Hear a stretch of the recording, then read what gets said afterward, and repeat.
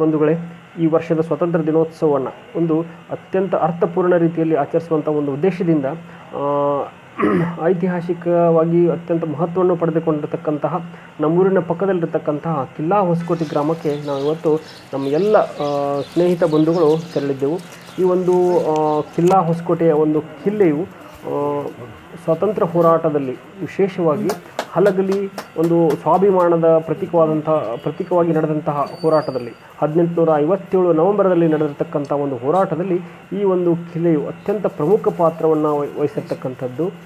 ಆ ಒಂದು ಉದ್ದೇಶದಿಂದ ಆ ಕಿಲ್ಲೆಯ ಮಾಹಿತಿಯನ್ನು ನಮಗೆ ಕೊಟ್ಟಂತಹ ಹಿರಿಯರಾಗಿರ್ಬೋದು, ಅಥವಾ ಆ ಕಿಲ್ಲೆದಾರರಾಗಿರ್ತಕ್ಕಂಥವರಾಗಿರ್ಬೋದು, ಅಥವಾ ಆ ಕಿಲ್ಲೆಗೆ ಸಂಬಂಧಪಟ್ಟಂತಹ ಕುಲಕರ್ಣಿಯವರ ಮನೆಯಲ್ಲಿ ಸುಮಾರು ವರ್ಷಗಳಿಂದ 40-50 ವರ್ಷಗಳಿಂದ ದುಡಿದಂಥ ವ್ಯಕ್ತಿ ಹಿರಿಯರನ್ನಾಗಿರ್ಬೋದು ಇವತ್ತು ನಾವು ಗೌರವಿಸಿ ಅವರ ಮನೆಯಲ್ಲಿ ಸ್ವತಂತ್ರ ದಿನಾಚರಣೆಯನ್ನು ಆಚರಣೆ ಮಾಡುವುದರ ಮುಖಾಂತರ ನಾವಿವತ್ತು ಆ ಒಂದು ಊರಿನ ಇತಿಹಾಸವನ್ನು ತಿಳಿದುಕೊಳ್ಳುವಂಥ ಒಂದು ಪ್ರಯತ್ನ ಮಾಡಿದ್ದಲ್ಲದೆ ಆ ಊರಿನ ಒಂದು ಮಹತ್ವವನ್ನು ಈ ಮೂಲಕ ನಾಡಿನೆಲ್ಲ ಜನರಿಗೆ ತಿಳಿಸುವಂಥ ಒಂದು ಪ್ರಯತ್ನವನ್ನು ನಾವು ಮಾಡ್ತಾ ಇದ್ದೇವೆ.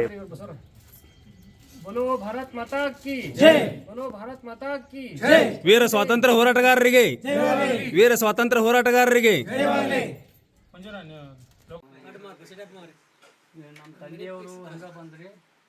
ಹಿರಿಯರು ಸ್ಥಳೀಯರು ಹೇಳುವಂತೆ ಈ ಒಂದು ಕಿಲ್ಲೆಯು ಮುಧೋಳ ಮಹಾರಾಜರಿಂದ ಕಟ್ಟಲ್ಪಟ್ಟಿತು ಅಂತ ಹೇಳ್ತಾ ಇದ್ದಾರೆ. ಅದರ ಜೊತೆಗೆ ಮುಧೋಳ ಮಹಾರಾಜರು ವಿಶ್ರಾಂತಿ ತೆಗೆದುಕೊಳ್ಳುವಂಥ ಒಂದು ಉದ್ದೇಶದಿಂದ ಈ ಒಂದು ವಾಡೆಯನ್ನು ಅಥವಾ ಕಿಲ್ಲೆಯನ್ನು ಕಟ್ಟಿದರು ಅಂತಕ್ಕಂಥ ವಿಷಯವನ್ನು ಸಹಿತ ಅಲ್ಲಿನ ಹಿರಿಯರು ನಮಗೆ ತಿಳಿಸಿರ್ತಾ ಇದ್ದಾರೆ. ನಾವು ಇತಿಹಾಸವನ್ನು ಕೆದಕುತ್ತಾ ಹೋದಾಗ ನಮಗೆ ಕಂಡು ಬಂದಂಥ ಒಂದು ಅಂಶ ಏನು ಅಂತಂದರೆ, ಹಲಗಲಿ ಬಂಡಾಯ ಅಂತ ಹೇಳಿ ಕರೆಸ್ಕೊಳ್ತಾ ಇದೆ. ಹಲಗಲಿ ಜನರ ಒಂದು ಸ್ವಾಭಿಮಾನದ ಪ್ರತೀಕವಾಗಿ ಬ್ರಿಟಿಷರ ವಿರುದ್ಧ ನಡೆದಿರ್ತಕ್ಕಂಥ ಒಂದು ಹೋರಾಟದಲ್ಲಿ ಈ ಒಂದು ಕಿಲ್ಲೆಯು ಮಹತ್ತರವಾದಂಥ ಪಾತ್ರವನ್ನು ವಹಿಸಿದ್ದು ಕಂಡು ಬರ್ತಾ ಇದೆ. ಆ ಒಂದು ಹೋರಾಟಗಾರರಿಗೆ ಬೆನ್ನೆಲುಬಾಗಿ ನಿಂತು ಅವರಿಗೆ ಬೇಕಾದಂಥ ತರಬೇತಿ ಕೊಡುವಂಥ ವ್ಯವಸ್ಥೆಯನ್ನು ಆಗಿನ ಕಾಲದಲ್ಲಿ ಈ ಒಂದು ಕಿಲ್ಲೆಯನ್ನು ನೋಡಿಕೊಳ್ಳುತ್ತಿದ್ದಂತಹ ಕಿಲ್ಲೆದಾರರು ವಹಿಸಿರ್ತಕ್ಕಂಥದ್ದು ನಮಗೆಲ್ಲರಿಗೂ ಹೆಮ್ಮೆ ತರತಕ್ಕಂಥ ಒಂದು ವಿಚಾರ. ಸ್ವಾತಂತ್ರ್ಯೋತ್ಸವದ ಈ ಒಂದು ಸುಸಂದರ್ಭದಲ್ಲಿ ಆ ಕಿಲ್ಲೆದಾರರ ವಂಶಸ್ಥರಾದಂತಹ ಹಿರಿಯರಾದಂತಹ ಶ್ರೀ ನೂರೊಂದಪ್ಪ ಕಿಲ್ಲೆದಾರ್ ಇವರನ್ನು ಒಂದು ಇತಿಹಾಸದ ಕುರಿತು, ಇಲ್ಲಿ ಇರ್ತಕ್ಕಂಥ ಕಿಲ್ಲೆಯ ಇತಿಹಾಸದ ಕುರಿತು ಹಾಗೂ ಆ ಒಂದು ಕಿಲ್ಲೆಯನ್ನು ನೋಡಿಕೊಳ್ತಿರ್ತಕ್ಕಂಥ ಕುಲಕರ್ಣಿಯವರ ಇತಿಹಾಸದ ಕುರಿತು ಕೇಳುತ್ತಾ ಹೋದಾಗ ಅವರು ತಮ್ಮ ನೆನಪಿನ ಬುತ್ತಿಯನ್ನು ಬಿಚ್ಚುತ್ತಾ ಹೋದರು. ಈ ವಯಸ್ಸಿನಲ್ಲೂ ಸಹಿತ ಅವರ ಅಗಾಧವಾದ ನೆನಪಿನ ಶಕ್ತಿಗೆ ನಾವೆಲ್ಲರೂ ಸಹಿತ ತಲೆಬಾಗಲೇಬೇಕಾಗಿರ್ತಕ್ಕಂಥದ್ದು ಅತ್ಯಂತ ಅವಶ್ಯಕವಾಗಿದೆ. ಬನ್ನಿ ಅವರ ಮಾತುಗಳಲ್ಲಿ ಈ ಕಿಲ್ಲೆಯ ಒಂದು ಮಹತ್ವವನ್ನು ನಾವು ತಿಳಿದುಕೊಂಡು ಬರೋಣ. ಹುಟ್ಟಿದ್ದು 13 ಹುಡಿಯರಿ, 13 ಮೂಲಿಗೆ ಒಂದೊಂದು ಹೊಡಿಯಿದ್ದು, ಚೌಕಿಗೆ ಒಂದೊಂದು ಹೊಡಿಯಿದ್ದು. ಅಜ್ಮಸ್ ಯಾವ ಟೈಮ್ ಆಗೈತೇನ್ರಿ? ಎಷ್ಟು ವರ್ಷದಿಂದ ಕಟ್ಟಿಸಿದ್ರೆ ಹ್ಞೂ. ಇದು ಬ್ರಿಟಿಷರ ಕಾಲಕ್ಕೆ ಹಿಂದಾಗೈತಿ. ಅಂದ್ರೆ ಮೊದಲ ಸಂಸ್ಥಾನ ಭೈರವ್ ಸಿಂಗ್ ಮಹಾರಾಜ್ ರೀ. ಭೈರವ್ ಸಿಂಗ್ ಮಹಾರಾಜ್ ಈಗೀಗ ನಮ್ಗೆ ಗೊತ್ತಿದ್ದವ್ ಭೈರವ್ ಸಿಂಗ್ ಮಹಾರಾಜ್. ಅವ್ರ ಹಿಂದಿನ ಅವ್ರಿ, ಅಂದ್ರ ದೈತ್ರ ಅಂತಾರಲ್ರಿ, ದೈತ್ರ ಮಾಡಿದಂತ ಕೆಲಸಗಳ್ರಿ. ಇದ್ರ ಮ್ಯಾಗ ಬಂಡಿ ಅಡ್ಯಾಡ್ಯಾವ, ಅಂತ ಬಂಡಿಲೆ ಉಗದ್ ಮಾಡ್ಯಾರ ಅಂತ ಕಳಿಸ್ರಿ. ಈಗ ನಮಗ್ ಗೊತ್ತಿದ್ದು ಈ ಹುಡಿ ಅಷ್ಟು ಏನೂ ಆಗಿದ್ದಿಲ್ರಿ, ನಮ್ಮ ಬುದ್ಧಿ ಗೊತ್ತನ ಅಷ್ಟು. ಅದು ನಮಗೂ 53 ಡೇಟ್ ಆಫ್ ಬರ್ತ್. ಅದಕ್ಕೆ ಮೊದ್ಲಿಂದ ಏನು ಗೊತ್ತಿಲ್ಲ ನಮ್ಗೆ. 10 ವರ್ಷದ ಇತ್ತಾಗ ಏನು ತಿಳುವಳಿಕೆ ಐತ, ಅಲ್ಲಿಂದ ಗೊತ್ತದ. ನೆನಪಿನ ಶಕ್ತಿ ಇಟ್ಕೊಂಡು ಅದಾವು ಹಿರಿಯರು ಎರಡು ಮಾತು ಕೇಳಿವು. ಕರೆ ಈಗ ನಾವು ನೋಡಿ ಬಂದಿವ್ರಿ. ಈಗ ಅಷ್ಟು ಮ್ಯಾಲ ಆಗಲ್ಲ, ಹಿಂಗ 12 ಫೂಟ್ ಉಳ್ದದ್ರಿ. ತಳ ಮಾತ್ರ ಹೆಚ್ಚದ. ಇಲ್ಲಿ ಯಾರು ನೀವು ತಿಳ್ಕೊಡ್ಲೆ ಇವನ್ನ ಅವು ಕಾಲ ಕಟ್ಟಾಡಿ ಮಾಡ್ಬೇಕಾದ್ರೆ ಹರ್ಲಬೇಕ, ಹರ್ಲಾಣಿಲ್ಲ ಅವಕ್ಕ ಏನು ಇಲ್ರಿ, ಬಟ್ಟ ಇರ್ಲಿಲ್ರಿ. ಅವ್ರು ಹೆಂಗ ಜೋಡಿಗೆ ಮಾಡ್ಯಾರ ಅಂತಂದ್ರೆ ಅದನ್ನ ಹೇಳಿದ್ರೆ ವಿಚಿತ್ರ ಅನಿಸ್ತದೆ. ಈಗ ಇಲ್ಲಿ ನಮ್ಮ ಹಳಿ ಮನೆ ಐತಿ ಇನ್ನೊಂದೇಗ್ರಿ, ಅದು 16-17 ಫೂಟ್ ಹಿಂಗೆಲ್ಲ ರೀ. ಸಣ್ಣ ಚೀಪಿಲಿ ಕಟ್ಟ್ಯಾರಿ ನಮ್ಮ ಅಜ್ಜಾರ್. 125 ವರ್ಷದ ಮನೆ ಐತೆ. ಇನ್ನು ಸಿಮೆಂಟ್ ಮಾಡಿಸಿದ್ರಿ ಐತ್ರಿ. ನೋಡ್ರಿ ಅದಕ್ಕೆ 2 ಫೂಟಿನ ಗಾಡ್ರಿ ಅವು. ಇವತ್ತಿಗೂ ನಾವು ನನ್ನ ಬುದ್ಧಿಗಲ್ತ ಆದ್ರೂ ಒಂದು 16-17 ವರ್ಷ ಆಯ್ತು. ನಿಮ್ಮ ಮನೆಗಳು ಆಗನ್ರಿ ನಮ್ಮ ಈಚೆ ಕಡೆ ಮನೆ ಐತಲ್ರಿ, ಅವ್ರು ಹೇಳಿದ್ರೆ ಗೊತ್ತಾಕಿತ್. ನಮ್ಮ ಅಜ್ಜಾರ್ ಹೇಳಿದ್ರಿ, ನಮ್ಮ ಮಾತಾರ ಮನೆ ಅಂತಲ್ರಿ, ಅಲ್ಲಾಗ ಹೇಳಿದ್ರಿ ಕಟಕಲ್ಲ ಅವನ ಎಬ್ಬಿಸ್ಕೊಂಬಂದ್ ಕೇಸಿ. ಈಗೀಗ ಇತ್ತಿತ್ಲಾಗಿ ಇವು ಬಂದವ್ರಿ ಸಿಮೆಂಟ್ ಕಾಂಕ್ರೀಟ್. ಎಂತ ಗೊತ್ತಿಲ್ರಿ. ಅಡುಗೆ ಮಾಡೋರು ಅವರ ಹೆಸರು ಏನೇನ್ರಿ? ಮುಧೋಲ್ ಮಹಾರಾಜರು ಏನು ಕಾಲ ಇದ್ರೊಳಗಿದ್ದಾಗ ರಾಜಾರ ಮಹಾರಾಜರಿದ್ದಾಗ ಅವ್ರ ಮ್ಯಾಗ ತಲಾಟಿ ಊರ ಈ ಹೊಲ ಮಣಿಪಟ್ಟಿ ಎಲ್ಲ ಅವ್ರ ಮ್ಯಾಗ ರೀ. ಕುಲಕರ್ಣಿ ಅಡ್ರೆಸ್ ಕುಲಕರ್ಣಿ ಐತ್ರ ದೇಶಪಾಂಡೆ ತೆಗ್ದಾರ ಅಷ್ಟೊಂದು ತರ್ಕ ಮಾಡಿಲ್ರಿ ನಾನು. ದೇಶಪಾಂಡೆ ಐತೆ ಕುಲಕರ್ಣಿ ಕುಲಕರ್ಣಿನ ಅನ್ನೋರು ಕುಲಕರ್ಣಿಯಾರ ಅನ್ನೋರು ಅವ್ರಿಗೆ ದೇಶಪಾಂಡೆ ಹಂಗ ನಕಲಿ ಮ್ಯಾಗ ಅಂತಿದ್ರಿ. ಅವರು ಬಡ್ಡಿ ನಮಗೆ ಗೊತ್ತಿದ್ರಿ ರಾಮಚಂದ್ರಪ್ಪ ಹಾಂ, ಅವ್ರ ಫೋಟೋನ ಐತ್ರಿ, ದೊಡ್ಡ ಫೋಟೋ ಅವ್ರ ಮನ್ಯಾಗ.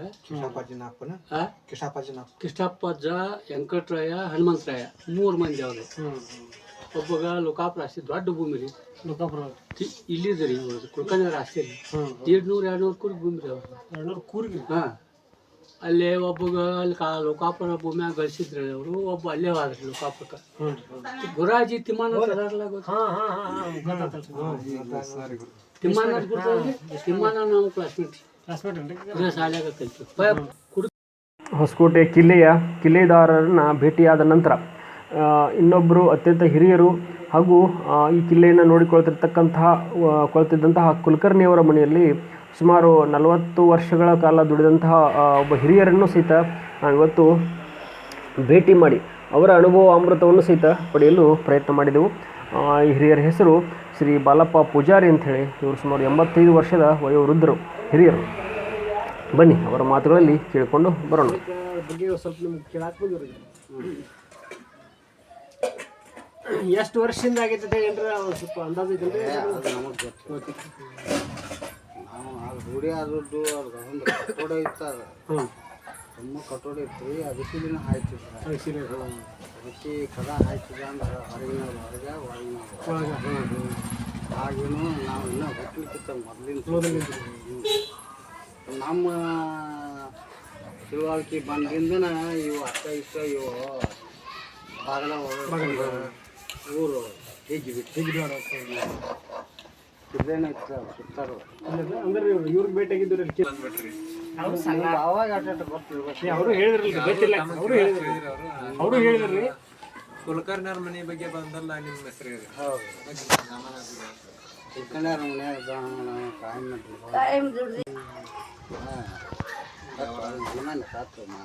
ವರ್ಷ ಆಯ್ತು. ಒಬ್ಬ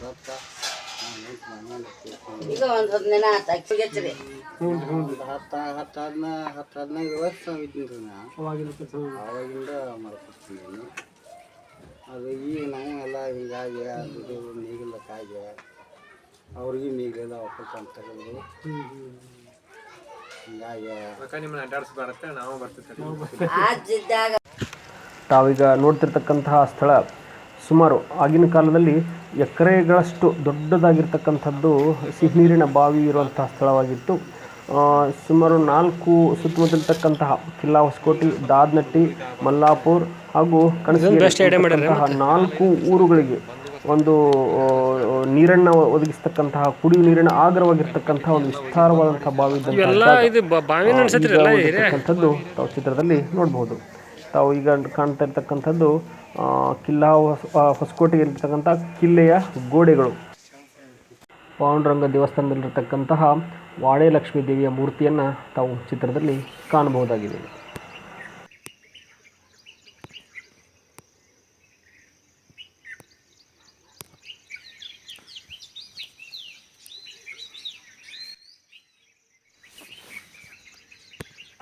ಊರು ಮುಂದೆ ಇರತಕ್ಕಂತಹ ಮುಧೋಳ ನಾಯಿಯ ಕಟ್ಟೆ ಅಂಥೇಳಿ ಕರಿತಾ ಇದ್ದಾರೆ. ಮುಧೋಳ ಮಹಾರಾಜರ ಸೈನ್ಯದಲ್ಲಿರ್ತಕ್ಕಂತಹ ಒಂದು ವೀರ ನಾಯಿಯು ಮರಣ ಹೊಂದಿದಾಗ ಅದನ್ನು ಸಮಾಧಿ ಮಾಡಿರ್ತಕ್ಕಂಥ ಒಂದು ಸ್ಥಳ ನಾಯಿ ಕಟ್ಟೆ ಅಂಥೇಳಿ ಕರೀಲಾಗ್ತಾ ಇದೆ.